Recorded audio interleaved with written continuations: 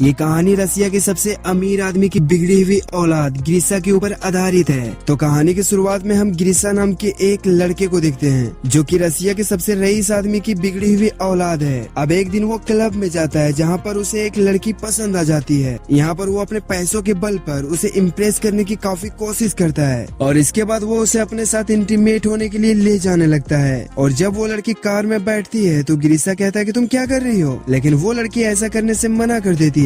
तो गिरिसा उसे वहाँ से भगा देता है और वो भी वहाँ से निकल जाता है। अब गाड़ी काफी तेज चलाने के कारण एक पुलिस वाला उसे रोकता है। अब गिरिसा उसे कुछ नहीं कहता और उसकी तरफ एक नोटों की गड्डी फेंक कर उसे मारता है, लेकिन वो पुलिस वाला पैसा लेने से इनकार कर देता है। अब वो पुलिस वाला उसे रोकने के चक्कर में उसके आगे आ जाता है, लेकिन गिरिसा नहीं रुकता, उसे गाड़ी के ऊपर चढ़ाकर गाड़ी चलाने लगता है। इसके बाद हम उसके फादर हैरी को देखते हैं जो कि पुलिस स्टेशन आता है। यहाँ पर उसे एक पुलिस वाला बताता है कि तुम्हारे बेटे ने कल एक पुलिस वाले को रिश्वत देने की कोशिश करी, लेकिन जब वो नहीं माना तो तुम्हारे बेटे ने उस पर गाड़ी चढ़ा दी। वो कहता है कि तुम्हारा बेटा ज्यादा ही आगे बढ़ता जा रहा है, इसीलिए उसका तुम्हें कुछ करना पड़ेगा। और तभी हम लोग कप में गिरिसा को देखते हैं जो कि मस्त लेटा हुआ चिल कर रहा होता है। वो कहता है कि मेरे लिए ड्रिंक लेकर आओ और हाँ, मैं काफी बोर हो रहा हूँ, तो किसी लड़की को मेरे सामने यहाँ नाचने के लिए बोलो। इसके बाद हैरी उसे छुड़ाकर बाहर लाता है और उसे यहाँ पर डांटने लगता है, लेकिन गिरिसा को उसकी बातों का कोई असर नहीं होता क्योंकि उसको भी पता होता है कि वो उसका एक लौता बेटा है और इसीलिए उसका बाप उसके साथ कुछ नहीं करेगा। वहीं दूसरी तरफ हम एक डांस शो को देखते हैं जिसकी डायरेक्टर होती है नास्तिया और वो हैरी की दोस्त भी होती है। अब यहाँ पर हैरी उसके पास आता है, उससे कहता है कि मैं बहुत परेशान हूँ और मुझे तुम्हारी मदद चाहिए। अब ये दोनों जॉन के पास जाते हैं जो कि हॉरर फिल्मों का डायरेक्टर था। यहाँ पर हैरी उसे अपने बेटे के बारे में बताता है और कहता है कि मुझे किसी भी तरह उसे सुधारना है। अब यहाँ पर ये सारे लोग मिलकर एक धांसू प्लान बनाते हैं। वहीं दूसरी तरफ हम एक कबाड़ी को देखते हैं जो गिरिसा की लग्जरी कार को लेकर कहीं जा रहा था। अब गिरिसा उसे देख लेता है और भागकर उसका पीछा करने लगता है और तभी एक बेहोशी का तीर सीधा उसके गर्दन पे आके लगता है और वो यहाँ पर बेहोश हो जाता है। अब अगली सुबह एक आरती राम नाम का आदमी उसके चेहरे पे पानी मारते हुए उसे उठाता है और उससे कहता है कि मालिक ने तुम्हें घोड़ा तैयार करने के लिए कहा था, उसका क्या हुआ। अब यहाँ पर गिरिसा अपने आसपास और अपने कपड़ों को देखता है और उसे लगता है कि शायद कल रात उसने ज्यादा पी ली थी। यहाँ पर वो अपना फोन ढूंढने लगता है और कहता है कि उसे एक फोन करना है, लेकिन तभी वहाँ पर एक आदमी आता है और उसे गालियाँ देते हुए उसे घर से बाहर निकालता है। यहाँ पर गिरिसा उसे डांटने लगता है। वो कहता है कि अरे तुम्हें पता है मैं कौन हूँ, मैं तुम्हें चुटकी में खरीद सकता हूँ। वो उसे इग्नोर करते हुए कहता है कि कल रात मैंने जो तुम्हें घोड़ा तैयार करने के लिए कहा था वो कहाँ है। यहाँ पर गिरिसा उससे कहता है कि यार तुमने कहाँ कुछ कहा है, मैं तो तुम्हें पहली बार देख रहा हूँ। और तभी यहाँ पर गाँव का मालिक आ जाता है और वो अपने बेटे मैक्स को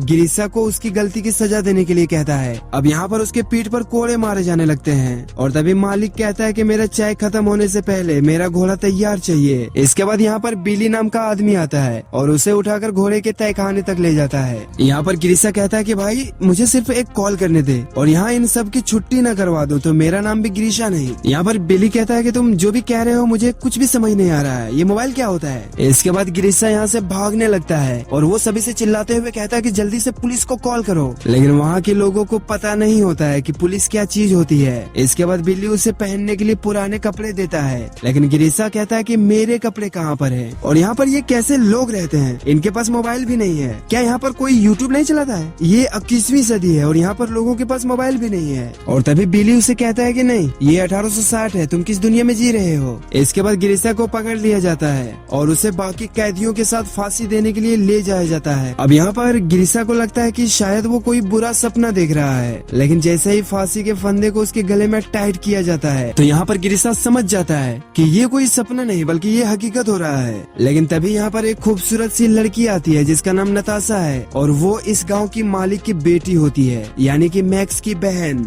यहाँ पर वो कहती है कि पिताजी आज तो कम से कम ये सब मत करो क्योंकि आज मेरा बर्थडे है और मैं नहीं चाहती कि आज के दिन कोई मारा जाए। अब यहाँ पर इन लोगों की फांसी माफ कर दी जाती है और इसीलिए बिली नताशा के कदमों में गिरकर उसका शुक्रिया अदा करता है, लेकिन गिरिशा सिर्फ उसे घूरता है, उसे कुछ नहीं कहता। और तभी हम आसमान में एक बाज को उड़ते हुए देखते हैं और तभी हमें पता चलता है कि वो कोई बाज नहीं बल्कि एक ड्रोन है जिससे पूरे गाँव पर नजर रखी जा रही है। दरअसल गिरिशा कभी पास्ट में गया ही नहीं था बल्कि उसके फादर हैरी ने उसे सबक सिखाने के लिए ये सब कुछ किया था। उसने गांव में एक सेट तैयार करवाया और यहाँ पर रहने वाले जितने भी लोग हैं सबके सब एक्टर्स हैं और वो जो भी कर रहे हैं और बोल रहे हैं वो सब कुछ स्क्रिप्ट के हिसाब से हो रहा है। वहीं पूरे गांव में कैमरा और माइक्रोफोन्स लगाए गए थे ताकि वो गिरिशा की सारी बातें और हरकतों को देख सके। वहीं गिरिशा बिली को बता रहा होता है कि उसे अब सब कुछ समझ में आ रहा है। वो कहता है कि मैं जिस रात उस कार से टकराया था दरअसल वो एक टाइम मशीन थी जिसने मुझे वहाँ से सन 1860 में भेज दिया।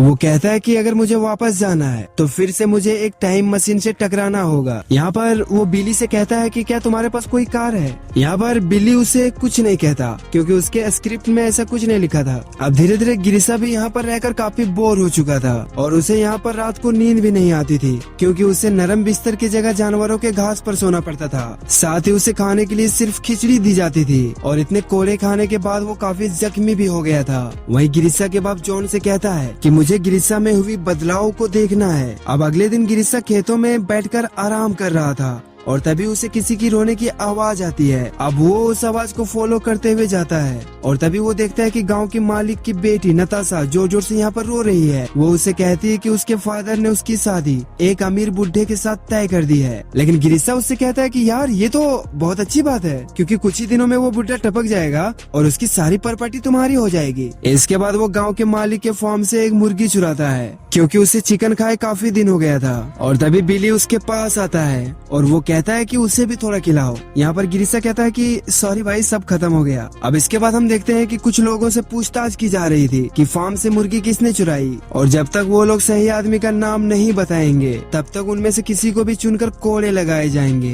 वहीं पर गिरिशा ये सब कुछ देख रहा होता है लेकिन इससे उस पर कोई फर्क नहीं पड़ता क्योंकि उसके दिल में किसी के लिए रहम नहीं था। और इसके बाद बिली अपनी जख्म गिरिशा को दिखाने के लिए आता है जो कि उसके पीठ पर मेकअप आर्टिस्ट ने बनाए थे।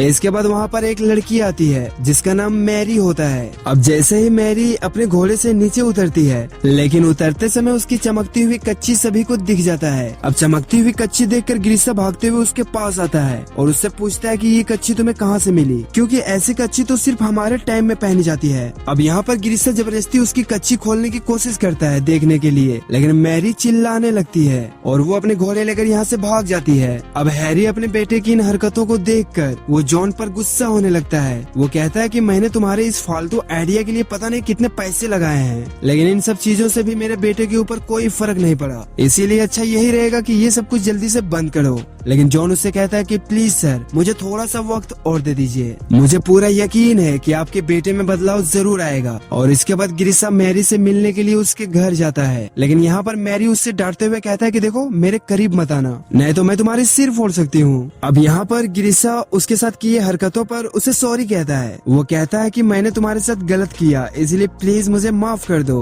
वहीं दूसरी तरफ स्टूडियो में सारे लोग बैठे हुए ये सब कुछ देख रहे होते हैं और यहाँ पर ये सारे लोग काफी खुश होते हैं क्योंकि गिरिशा को उसकी गलतियों का एहसास होने लगा था। अब ऐसे ही यहाँ पर कई दिन बीत जाते हैं और फाइनली वो दिन आ जाता है जब नताशा की शादी बुढ़े आदमी से होने वाला था। अब यहाँ पर सारे लोग खुशी के मारे डांस कर रहे होते हैं। तभी नताशा गिरिशा के पास आती है और कहती है कि मुझे उस बुढ़े आदमी से शादी नहीं करनी है, इसीलिए मैं नदी में कूदकर अपनी जान देने के लिए जा रही हूँ। और इसके बाद नताशा नदी के किनारे जाकर वहाँ पर मरने के लिए खड़ी हो जाती है लेकिन वहीं गिरिशा को इससे कोई फर्क नहीं पड़ता। वो उसे इग्नोर करके मैरी से बातें करने लगता है। वो कहता है कि वो 21वीं सदी से आया है जहाँ पर ये लोग छोटे छोटे प्लास्टिक के डब्बे से एक गांव से दूसरे गांव में जादू से बातें करते हैं और आसमान में बड़े बड़े लोहे के पंछी उड़ते हैं। और तभी यहाँ पर बिली आता है। वो कहता है कि नताशा कहीं पर नहीं मिल रही है। दरअसल यहाँ पर बिली उसे याद दिलाने के लिए आया था कि नताशा नदी में मरने के लिए गई है ताकि गिरिशा उसे जाकर बचा ले। अब यहाँ से गिरिशा जैसे ही नताशा को बचाने के लिए भागता है तो नताशा को बता दिया जाता है कि गिरिशा तुम्हारी तरफ आ रहा है, इसीलिए जल्दी से डूबने की एक्टिंग शुरू करो। अब यहाँ पर नताशा डूबने की एक्टिंग करने लगती है लेकिन तभी गिरिशा यहाँ पर आकर उसे बचा लेता है और उसे उठाकर अपने साथ अपने घर ले जाता है। वहीं नताशा उसके साथ इंटीमेट होने की कोशिश करती है लेकिन गिरिशा उसे थोड़ा सा भी भाव नहीं देता क्योंकि गिरिशा अब मैरी को चाहने लगा था। और इसके बाद वो अपने कपड़े बदलकर मैरी से मिलने के लिए उसके घर की तरफ जाने लगता है तो टीम मैरी को भी बता देता है कि गिरिशा तुम्हारी तरफ आ रहा है, इसीलिए तुम फटाफट से तैयार हो जाओ। और तभी मैरी गांव के कपड़े पहनकर बाहर आकर गेट खोलती है। यहाँ पर गिरिशा उससे पूछता है कि क्या तुम मेरे साथ घूमने चलोगी। मैरी उससे कहती है कि मेरे फादर की तबीयत खराब रहती है इसीलिए वो उसके साथ नहीं जा सकती।